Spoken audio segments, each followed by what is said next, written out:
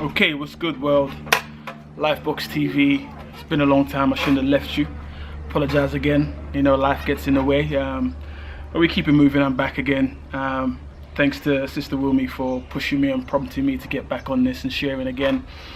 And today, if I was going to give what I want to share with you today, a title, it would be Nobody's Better Than You. So that no one is more special and no one is better than you. And this really speaks to the younger people, sort of in their early 20s, probably finishing university and start first, second jobbers, making their way through life, carrying some burdens in their minds whilst they're trying to travail all the challenges of life, really, and trying to move forward and achieve what they call success. And it came to my mind when I was thinking about when I was younger, particularly very early on when I had to start, you know, that whole season of interviews, really, and job interviews. And there's nothing worse than carrying an anxiety in your mind that the people you would meet, the people who would interview you, the people you would see in the city with their suitcases and their blazers, going to places, doing things, working in nice fancy buildings. I don't know about you, but there was a thought in my mind that told me that potentially these people were better than me. That you know, who am I? Who was I? I'm this young black kid from God knows where, and they're, you know, they're in a different league to me. You know, they're gone, and I'm just basically trying my luck to see if I could move forward. And it's a massive disadvantage to carry that mindset. And in summary, there's two things I really want to share with you and make you understand, is that nobody is intrinsically better than you or more special than you. There are two things they might have over you. The first is experience, and the second is knowledge. So yes, they might have experience or more experience than you, and that is an advantage they might have. They might have more knowledge than you, acquired probably through experience, but also through courses in the walk of life.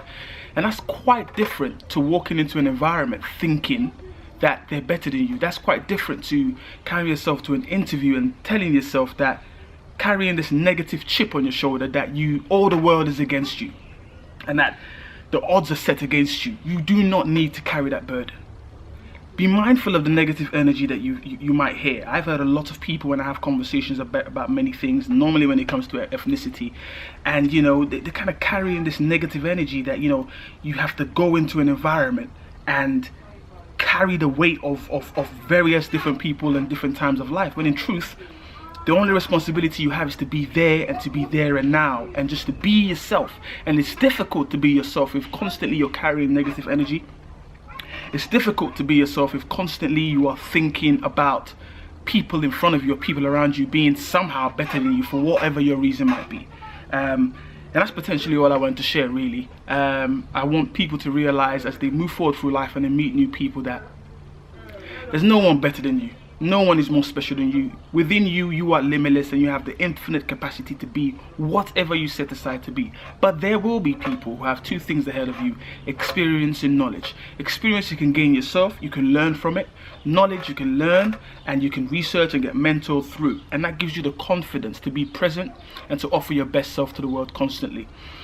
Final thought really is around, whilst you're at it and going through life, it's important to just be a nice person.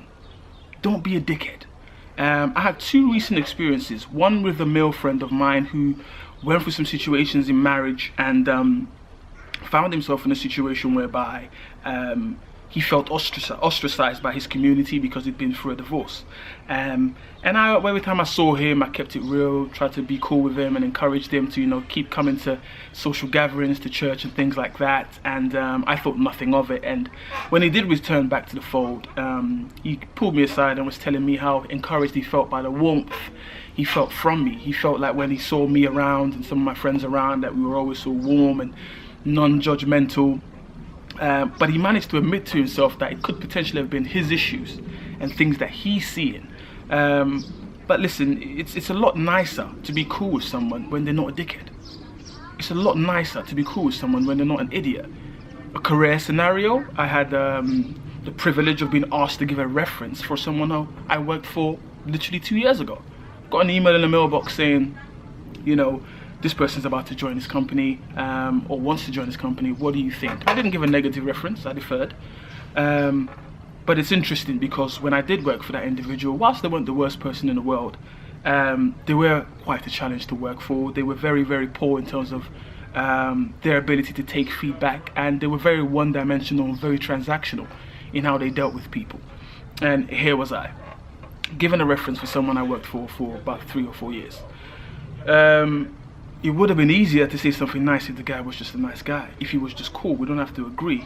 But invariably, he came back to bite him in the butt. So it's just an aside, really, that last point, really. Just be a nice person, really, and remember that no one is intrinsically better than you. No one is more special than you. You have everything within you to get to where you need to go. Lifebox TV, hopefully I won't be too long before the next episode. Peace and love.